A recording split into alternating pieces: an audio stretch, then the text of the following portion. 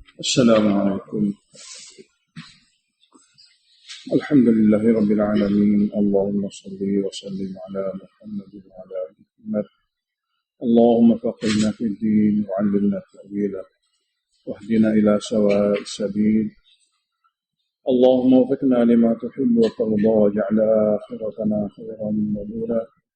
رضينا بالله ربا بالإسلام دينا وبمحمد نبيا.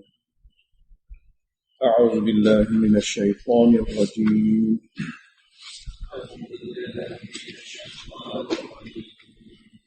بسم الله الرحمن الرحيم.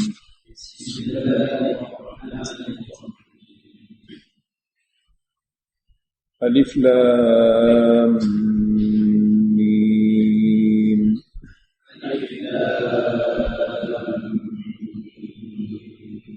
الله لا إله إلا هو الحي القيوم.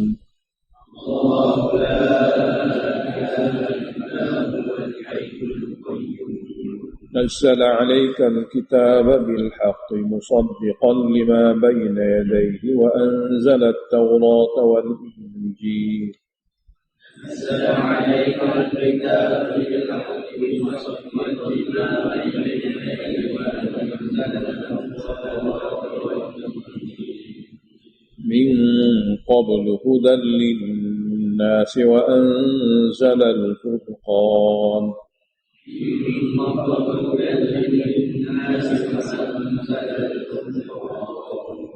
إن الذين كفروا بآيات الله لهم عذاب شديد.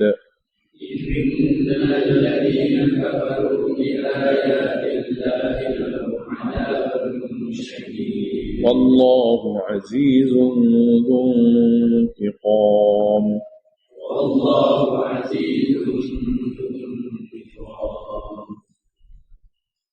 Dulu kita baca ghairil maghdubi alaihim waladdallin. Bukan golongan yang dimurkai ke atas mereka seperti Yahudi dan musyrikin, dan tidak juga golongan yang sesat seperti Nasara dan munafikin. Dalam surah Baqarah sudah banyak penjelasan daripada Allah Ta'ala bagaimana sifat Yahudi yang dimurkai itu, supaya ahli Al-Quran dapat menjauhinya. Dalam surah Ali Imran ini, suatu penjelasan yang begitu panjang daripada Allah Ta'ala mengenai golongan dhalin, yakni golongan Nasara. Macam mana mereka juga sesat dalam agama mereka itu. Asalnya golongan Nasara Najran, dia keliru. Mungkin kerana pengajian agama mereka atas tajuk bertalaki, sudah ada penyelewengan di segi makna-makna ayat dalam kitab Injil. Seperti lafaz yang digunakan pakai dalam bahasa mereka mungkin bermakna Ruhullah. Mereka terjemah Ruh Allah Ta'ala kepada Nabi Isa. Dan penggunaan lafaz anakku, mereka terus terjemah anak sebenar. Itulah lafaz-lafaz dalam kitab yang diterjemah secara zahir, tidak mengikut lunas bahasa yang sepatut. Kurang kerana lafaz-lafaz begitulah membawa mereka kepada kefahaman yang telah menyimpang, telah terpesong daripada makna sebenar. Sedangkan manusia adalah makhluk, tak kira dia Nabi atau dia manusia biasa. Jadi apabila dia makhluk, dia tidak akan menyerupai pencipta. Jadi oleh kerana lafaz-lafaz yang ada dalam kitab itu telah diselewengkan makna, maka membawa kepada rusak akidah masyarakat mereka.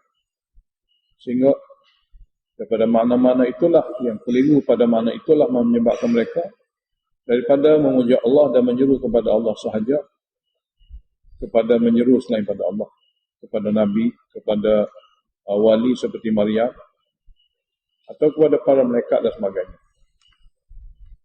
Jadi apabila mereka dengar Nabi akhir zaman, Nabi Muhammad SAW telah muncul di Madinah, yang menyeru kepada tauhid, yang mengatakan Allah sahaja, Nabi dia tidak Tuhan, dia tidak wakil Allah, dia tidak berhak diseru dan dipuja. Jadi mereka mari daripada Najran sana untuk berdebat dengan Nabi Muhammad SAW, sehingga membawa kepada mubahalah. Mubahalah ini masing-masing berdoa kepada Allah untuk melaknat orang yang bohong, untuk melaknat orang bohong dalam perkara ketuhanan.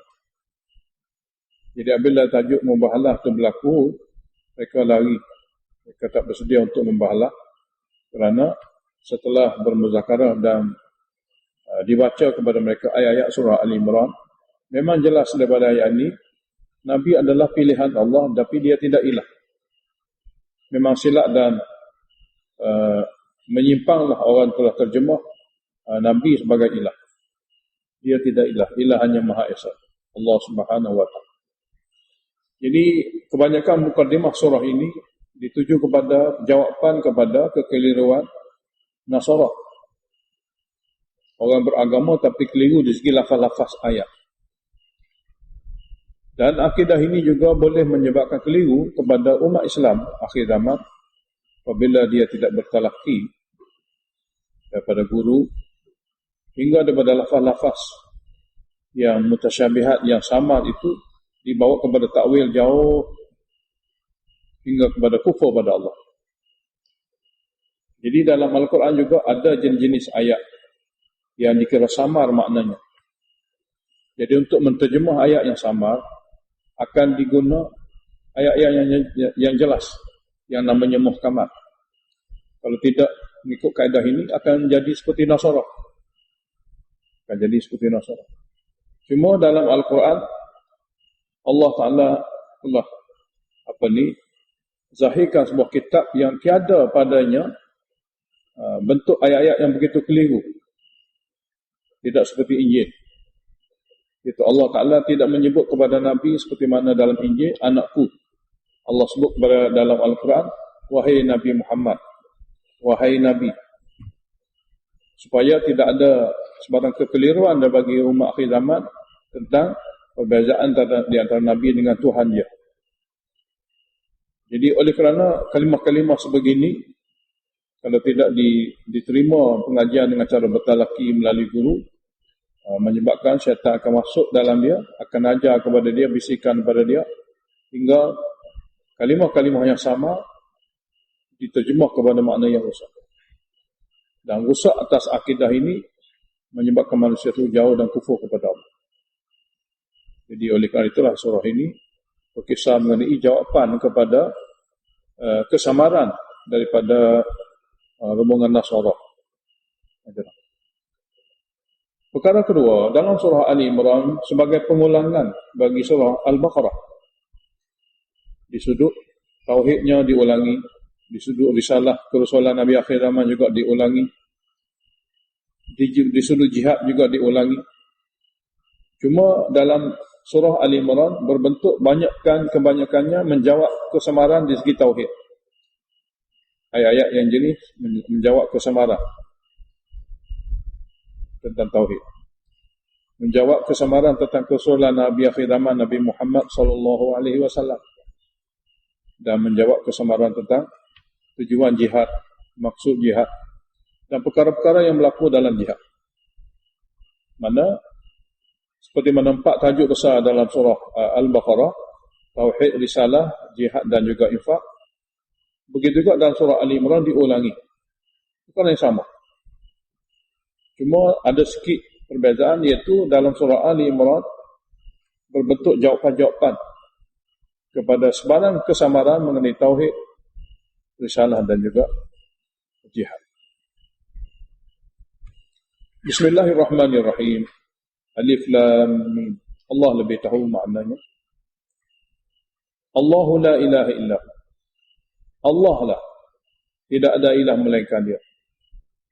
Ini dakwah tauhid. tidak Isa ilah, tidak Maryam ilah. Jadi Isa menafikan Nabi itu ilah, Maryam menafikan wali ilah.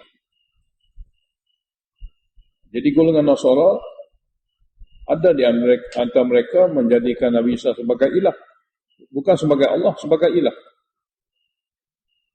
Ada yang menjadikan Maryam sebagai ilah. Berbagai-bagai. Apabila ia daripada rekaan, jadi banyak cabang. Dikurang kerana kekeliruan mereka pada lafaz yang ada dalam kitab mereka mungkin, atau mungkin juga kerana penyelewengan tafsiran-tafsiran daripada mereka yang tak bertanggungjawab. Jadi cara kita nak mengukur kitab yang dahulu, inilah dia Quran, kitab Muhaimin, pengukur. Mana-mana kekeliruan dalam kitab Allah yang turun sebelum, nak tahu betul atau salah, penyelewengan atau masih lagi kekal dengan makna yang sama, Quran inilah satu-satunya kitab akhir zaman yang akan digunakan untuk mengukur. Kalau isi kitab Injil menyamai makna tauhid di segi tauhidnya seperti Al-Quran, maka betul. Kalau isi makna Injil menyalahi tauhid seperti mana yang dijelaskan oleh Allah dalam Al-Quran, mana itu sudah berlaku penyelewengan. Baik Taurat, baik Injil. Jadi umat akhir zaman dia tak perlu kitab lain. Dia sudah dilengkapi kitab yang cukup sempurna. Di segi akidahnya, segala rukun iman dijelaskan dengan baik dan jelas. Di segi syariatnya, baik rukun Islam ataupun ihsan atau apa saja, di antara hubungan hamba dengan Allah ataupun hubungan hamba dengan hamba, semasa zaman Nabi, semasa zaman ni hingga ke kiamat. Jadi mana-mana kitab yang ada sebelum ini, kita jadikan kitab ini sebagai ukuran, sebab sama-sama kitab Allah. Lebih-lebih lagi kitab Al-Quran, semua adalah daripada firman Allah. Pernah dicabar hingga hari ini sampai bila-bila. Tiada satu pun golongan kafir yang mampu untuk membawa walaupun 3 ayat yang direka. Mana sabitlah kitab Al-Quran, selepas dicabar, tidak boleh disanggahi oleh sesiapa. Jadi oleh kerana kitab ini memang dia daripada kitab Allah, maka mana-mana kitab Allah yang lain, jika bercanggah dengan kitab ini, maka sesuatu yang tak kena pada kitab itu. Jadi Allah turunkan ayat-ayat yang biasanya dalam surah ini memberi suatu penjelasan yang dikira golongan Nasara terkeliru. Dan kekeliruan tadi membawa mereka itu kufur kepada Allah. Lalu berbeza di segi akidah. Walaupun ada segelintir Nasara masih mentauhidkan Allah. Mereka telah membuat tuduhan kepada ilmuwan mereka di atas tulisan-tulisan yang berlaku pada kitab Injil. Jadi kita umat Islam, alhamdulillah sudah cukup. Hasbunallah, sudah cukup. Allah bukan Rabb kita, dan cukup Al-Quran ini sebagai kitab kita. Jadi mana-mana kitab Allah yang lain, kalau menyalahi Al-Quran, maka Al-Quranlah akan diutamakan. Jadi la ilaha illahu, tidak Allah la ilaha illahu, tidak ada ilah melainkan dia. Maryam pun bukan ilah, walaupun dia satu orang wali, perkara luar biasa berlaku pada dia. Dia adalah hamba Allah yang sangat soleh. Begitu juga Nabi Isa, dia tidak ilah, walaupun dia Nabi Ulul Azmi, ahli syurga yang tertinggi, bersama dengan sahabat Nabi-Nabi yang lain, tapi dia tidak ilah. Sebab apa? Sebab sifat ilah adalah Al-Hayyu. Isa tidak Al-Hayyu. Isa mati. Isa juga tidur. Isa juga mengantuk. Jadi tiada bukti dia ilah. Jadi ilah hanya dimiliki oleh yang bernama Allah kerana dia ada sifat Al-Hayyu. Isa dan ibunya tidak ada sifat ini. Al-Qayyum yang sentiasa mengurus dan mentadbir.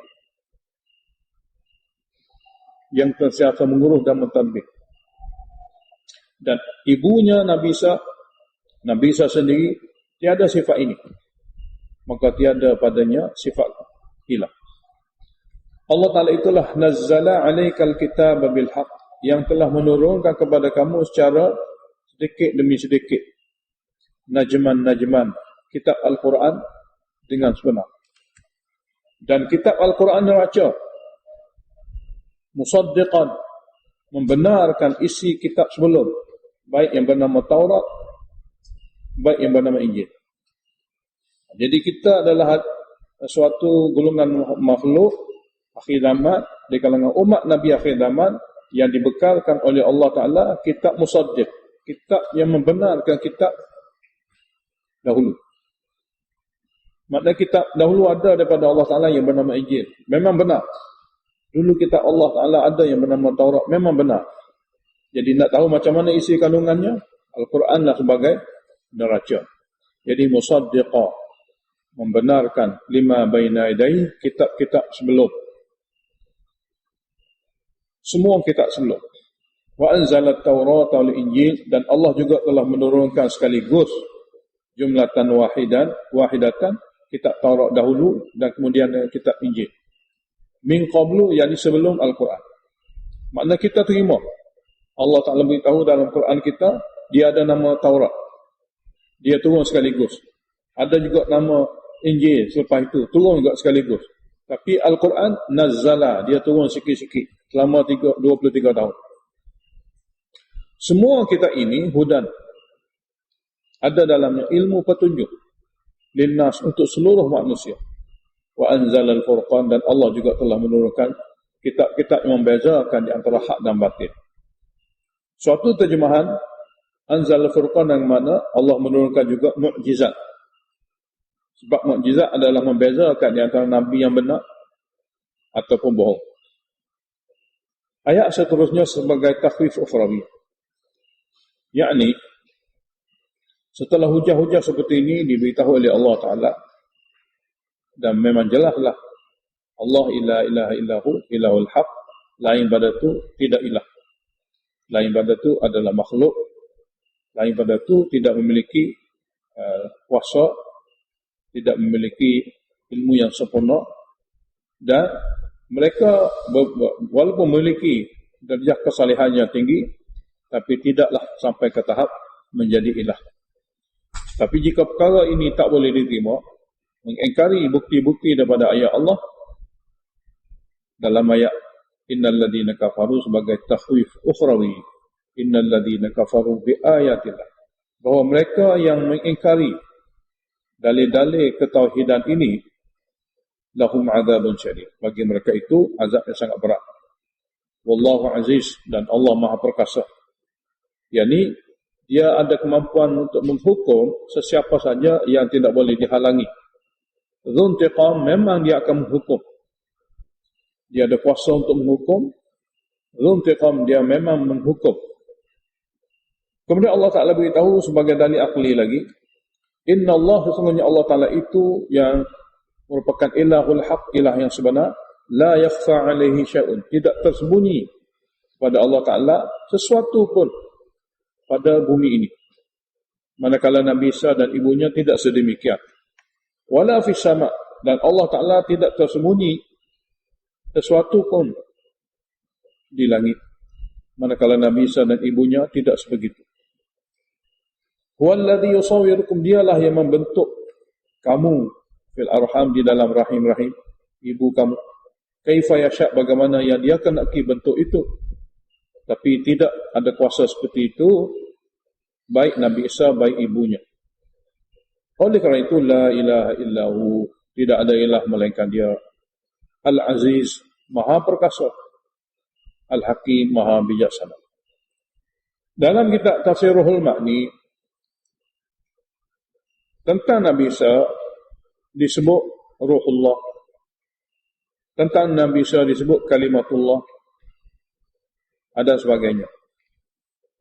Yang mana dengan kalimah-kalimah ringkas begini boleh membawa kepada kekeliruan. Di atas kekeliruan itulah manusia terpesong akidah, menyeleweng daripada jalan yang lurus. Jadi Allah Ta'ala beritahu, huwallazi anzala 'alaikal kitab, dialah Allah Ta'ala yang telah menurunkan kepada kamu kitab Al-Quran. Minhu, daripada Al-Quran ini isi kandungannya terdiri daripada ayatun muhkamat, ayat-ayat yang betul-betul jelas maknanya, terang maknanya, dan tetap maknanya, tak berubah-ubah. ayat yang jelas, lagi terang, lagi tetap maknanya. Hunna umul kitab, itulah dia induk kitab. Kalau sebut kata kitab, itulah dia yang jelas-jelas, yang jelas-jelas, yang tetap maknanya, tak berubah-ubah, yang boleh dipahami oleh semua, tiada kesamaran dan kesukaran untuk memahami. Jadi itulah umul kitab, induk yang patut diberi tawajuh untuk di segi diterima sebagai pegangan, untuk diterima sebagai amalan. Wa ukhru, ada satu lagi yang lain, mutasyabihat, kurang jelas. Ayat-ayat yang kurang jelas, yang boleh diterjemah dengan berbagai-bagai terjemahan. Yang boleh diterjemah dengan berbagai-bagai terjemahan. Dan dia diturunkan oleh Allah Ta'ala untuk diimani. Maksudnya ia adalah kalamullah sebagai ujian kepada hambanya untuk mematuhi apa yang diturunkan. Jadi dua jenis. Induk kitab Al-Quran adalah yang jelas-jelas, yang tidak berhajat pada apa-apa tafsiran dan takwilan pun. Yang kedua adalah ayat mutasyabihat yang betul-betul ada sedikit sebanyak kesamaran, yang tak perlu ditafsirkan pun. Jadi mutasyabihat. Cuma tinggal manusia yang membacanya. Manusia yang membacanya saja, kebolehan dia berbeza, kemampuan dia berbeza, dan sifat dalamannya yang berbeza. Sifat dalamannya berbeza. Jadi fa'ammal ladina fi qulubihim zayghun, adapun orang yang sudah ada dalam hatinya menyimpang daripada kebenaran. Sudah ada dalam hati dia. Zaygh maknanya penyimpangan daripada kebenaran. Orang seperti inilah fayattabi'una ma tasyabaha. Mereka akan ikuti untuk meneliti dan mengkaji ayat-ayat yang sama. Apa dia makna daripada Al-Quran. Dan dia ketepikan ayat-ayat muhkamat yang jelas. Sepatutnya apa-apa saja ayat yang dikira sama boleh dijelaskan daripada ayat-ayat yang sudah jelas. Jadi ayat yang jelas inilah akan menghilangkan kesamaran. Tapi mereka ini tidak. Oleh kerana mereka sudah ada penyakit zayghun, penyimpangan dalam mantu, menyebabkan mereka hanya ikut ayat-ayat yang sama daripada Al-Quran. Ibtigha al-fitnati, mencari daripada ayat kesamaran itu fitnah, mencari tafsiran yang membawa kepada fitnah, mencari makna yang membawa kepada fitnah. Wa ibtigha ta'wili, dan mencari tafsiran-tafsirannya yang tak sepatut. Kurang kerana zaighunlah, maka mereka mencari ayat-ayat yang sama, mencari makna yang membawa kepada fitnah, dan mereka mencari tafsiran-tafsiran kepada makna yang tidak betul. Sedangkan ayat-ayat mutasyabihat maknanya tak boleh diketahui. Wa ma ya'lamu ta'wilahu illallah. Tidak boleh mengetahui hakikat ayat-ayat seperti itu melainkan Allah. Melainkan Allah. Warasikhuna fil ilmi, dan orang yang, golongan yang teguh dalam ilmu atau mendalam dalam ilmu, yaqulu, mereka berkata, amanna bi, kami beriman padanya. Kullun min indi rabbina, semua itu, baik ayat-ayat yang muhkamat lagi jelas ataupun ayat-ayat yang maknanya ada kesamaran, kami beriman, kami menerimanya. Dia adalah min indi rabbina, daripada Tuhan kami.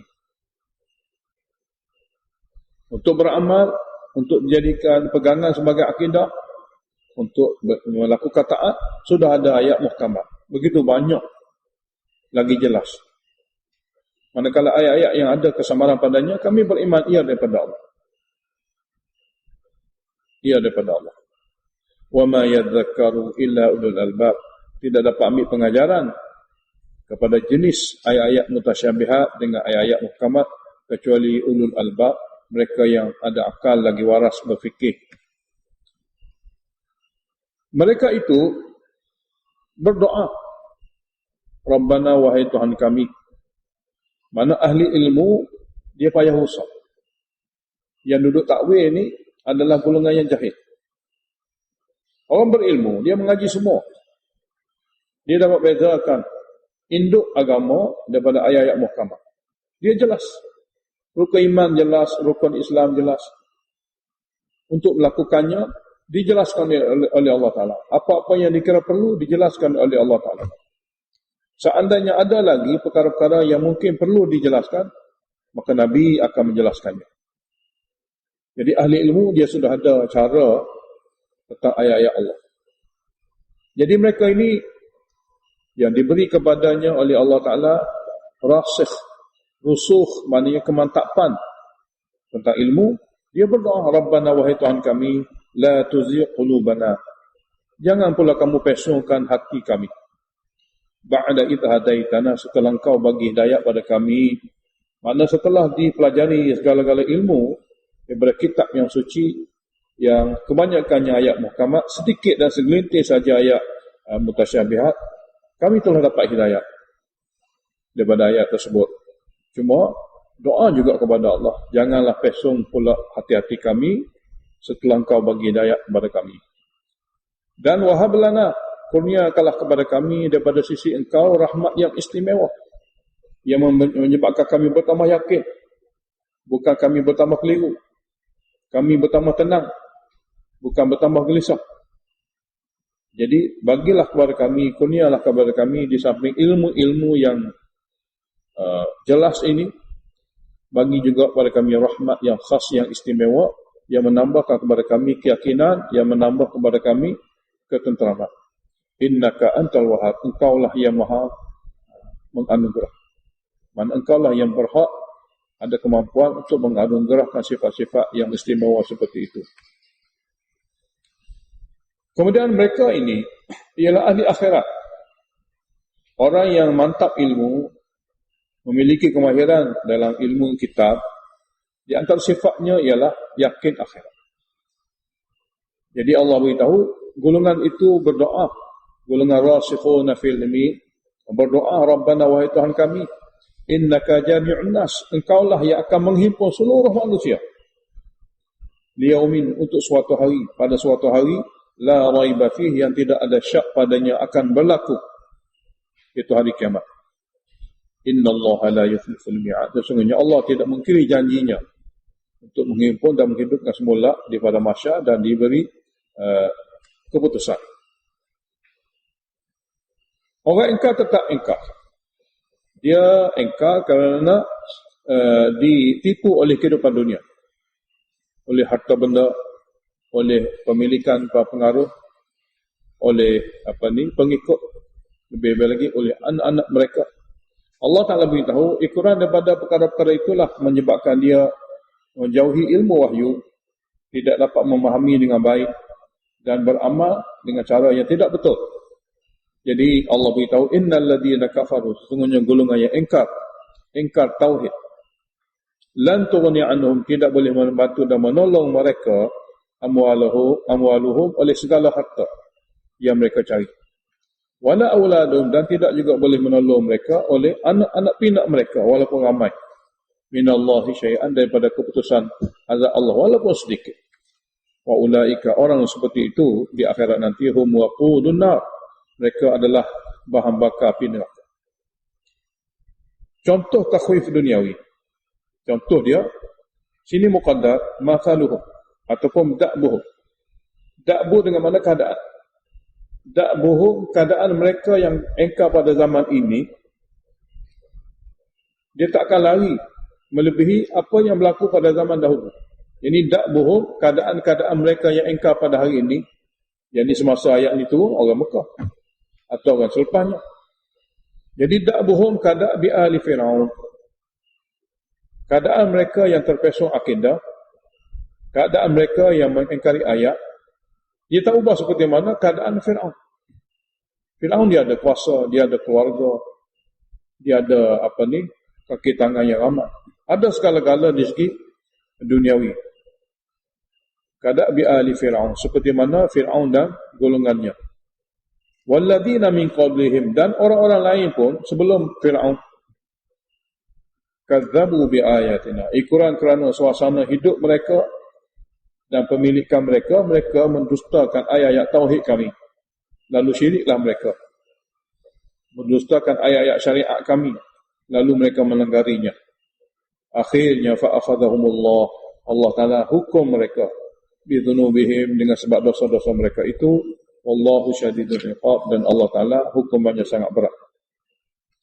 Oleh kerana itu,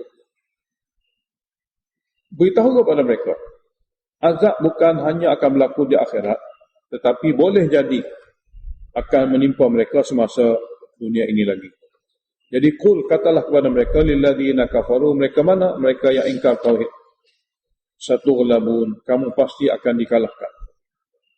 Dalam ayat ni, ulama tafsir menulis, kamu tu siapa? Satughlabun terdiri daripada golongan Yahudi, juga Nasara, juga musyrikin. Jadi kamu pasti akan dikalahkan. Jadi ini adalah daripada ayat ramalan, dan memang betul-betul Yahudi dikalahkan, Nasara dikalahkan, musyrikin juga dikalahkan. Masa ayat ini turun, dia berbentuk ramalan, kemudian Allah Ta'ala buktikan.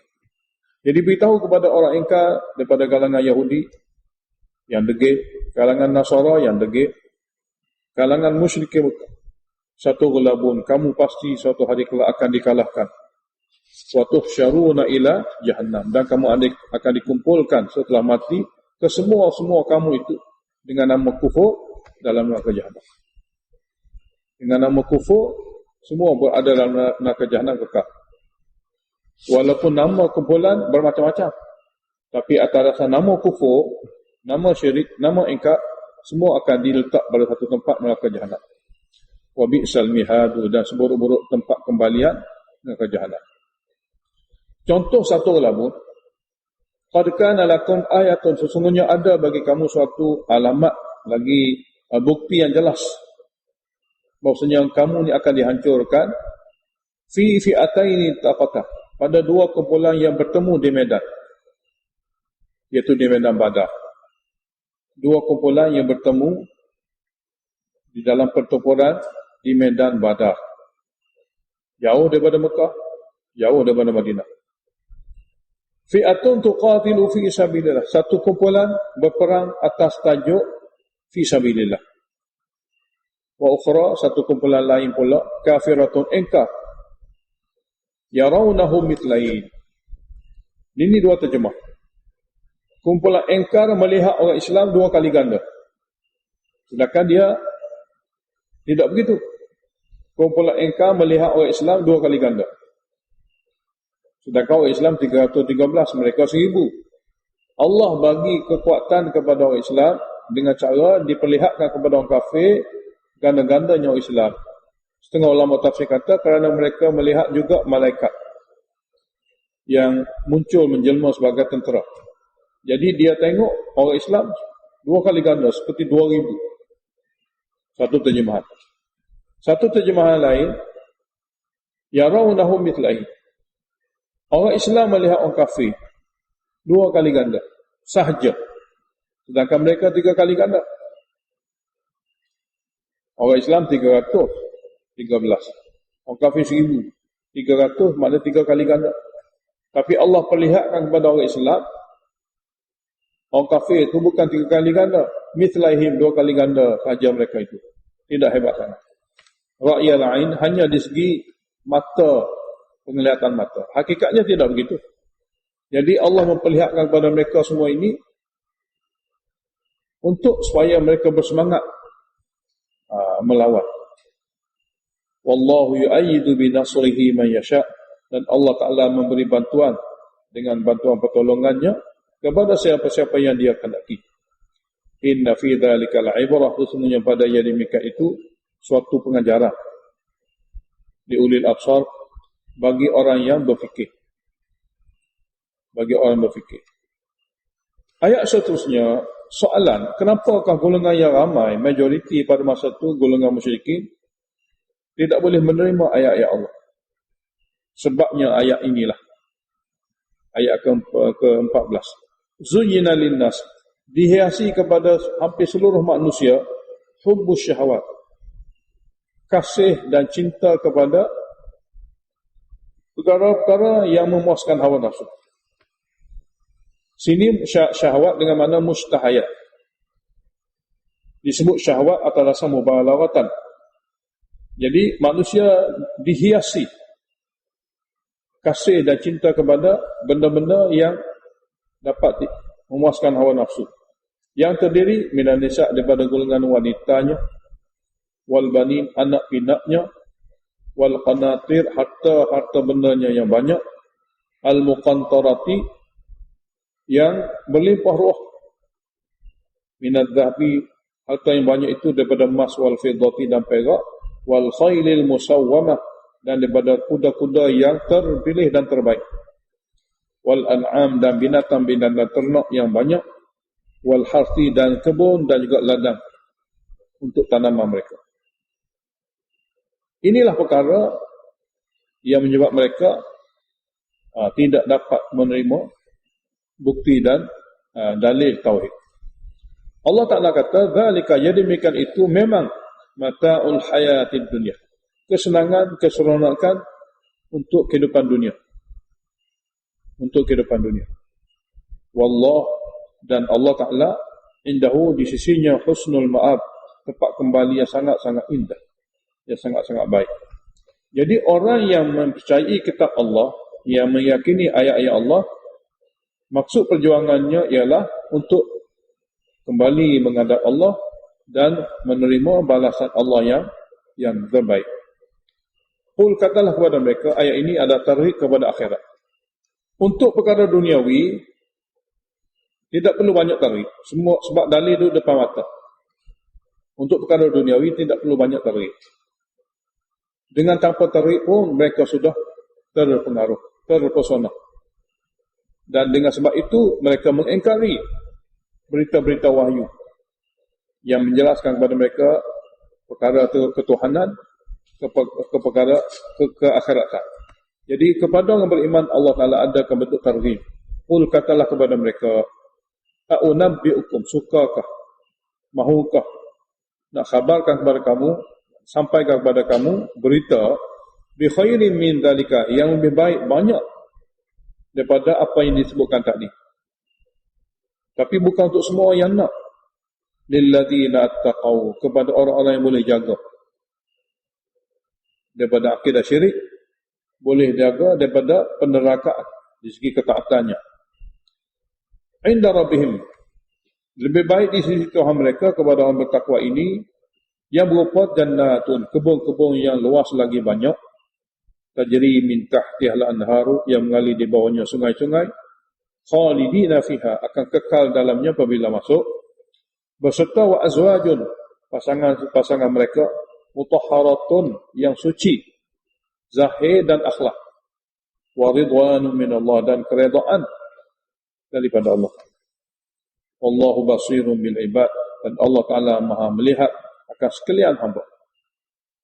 Sifat hamba yang akan mewarisi syurga seperti ini, Allah beritahu sebagai jumlah badaliyah atau jumlah sifat.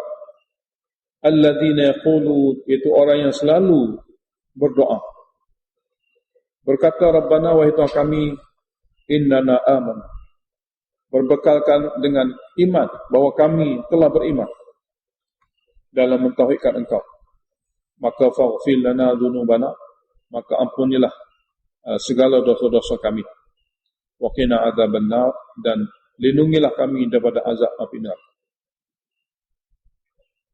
Dalam ayat ini didapati susunannya. Pertama, ibad yang dikenaki dalam ayat sebelum adalah golongan yang ada iman. Yang kedua, golongan yang berdoa. Yang ketiga, as-sabiri, yang memiliki sifat sabar dalam melakukan taat, dalam meninggalkan penderakaan, dalam menempuhi ujian. Was-sadiqin, yang jujur lagi benar, yang keempatnya. Wal qanitin yang kelima, yang sentiasa taat dan khusyuk. Wal munfiqin yang sentiasa membelanjakan harta untuk perkara yang baik. Wal mustaghfirin yang ketujuhnya mereka beristighfar bil ashar, di waktu sahur, sebelum subuh, selepas tahajud. Beristighfar setelah melakukan amal yang dikira berat, tentu sekali adalah daripada golongan hamba-hamba Allah yang betul-betul tinggi derajatnya. Istighfar ada dua jenis. Satunya istighfar setelah melakukan kesalahan. Yang kedua, istighfar setelah melakukan ketaatan.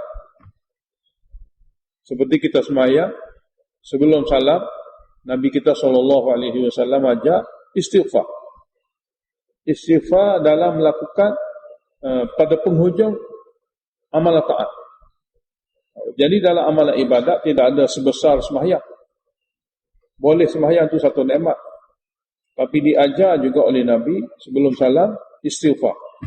Daripada riwayat yang sahih, yakni istighfar memberitahu kepada Allah bahawasanya kita adalah hamba yang tak mampu lagi untuk melakukan ibadat yang terbaik, sebagai tanda bersyukur. Dia lebih hebat berbanding dengan istighfar kerana memohon kemaafan di atas kesilapan dan kesalahan. Jadi sini istighfar bil ashar, iaitu orang yang sentiasa beristighfar pada waktu sahur. Karena setelah bangkit daripada sembahyang sunat untuk sembahyang fardu, dia beristighfar. Dia beristighfar. Dalil nakli pula tentang tauhid, syahid Allah, Allah sendiri bersaksi. Nakli pertama, Allah sendiri bersaksi, yakni kitab-kitab Allah yang Allah telah turunkan semua sebagai saksi tauhid.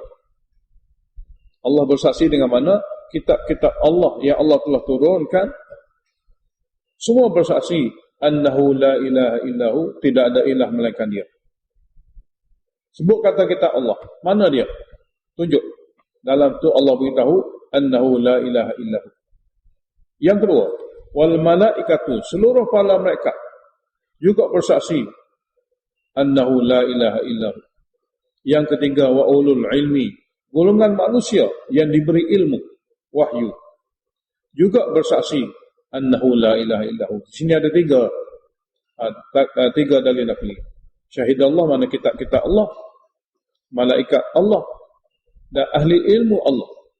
Segala ahli ilmu wahyu, mereka semua bersaksi annahu la ilaha illahu.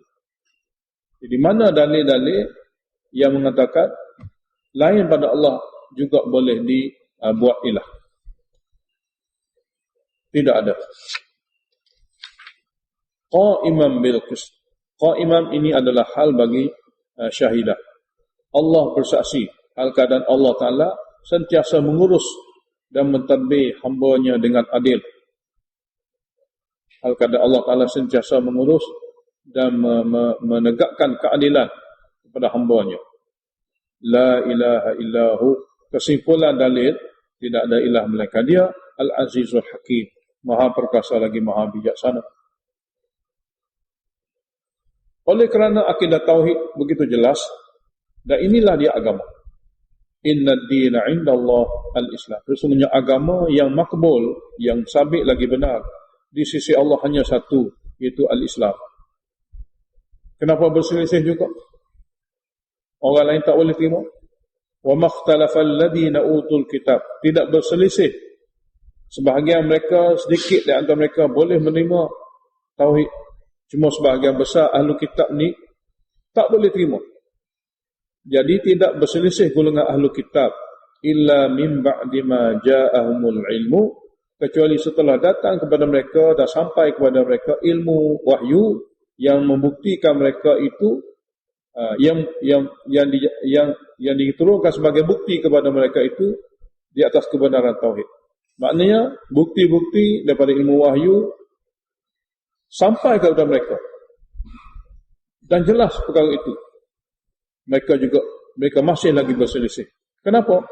Baghyan bainahum, kerana ada sifat dengki. Tidak suka orang lain baik. Yang kedua, dengki kerana ingin menjadi pemimpin. tak ingin menjadi pengikut. Orang sudah ada kitab, dia tidak ingin menjadi pengikut kitab lain.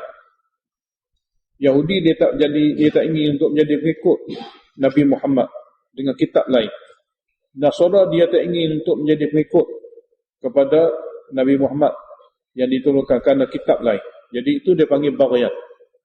Kerana dengki, iri hati, tidak ingin kebaikan di kalangan mereka itu. Kerana itulah, walaupun telah sampai kepada mereka segala-gala dalil daripada ilmu wahyu tentang tauhid, tentang Nabi akhir zaman dan balasan akhirat, mereka juga tetap menolaknya. Jadi berlakulah perselisihan. Segelintir ada yang menerima, majoritinya menolak. Jadi menolak dengan telah sampainya bukti, suatu penolakan yang sangat dahsyat. Allah Ta'ala beritahu sebagai takhwif ukhrawi, wa man yakfur bi ayatillah. Dan siapa saja tak kira, baik daripada golongan Yahudi, baik daripada golongan Nasara, baik daripada golongan umat akhir zaman, yang mengingkari ayat-ayat Allah, yang merupakan sebagai bahan bukti kepada tauhid dan juga kerasulan Nabi akhir zaman, fa inna Allaha sari'ul hisab, maka sungguhnya Allah Ta'ala sangat cepat hisapan. Ayat seterusnya sebagai zajrun, fa in hajuka, maka sekiranya mereka masih membantah kamu fi tauhid.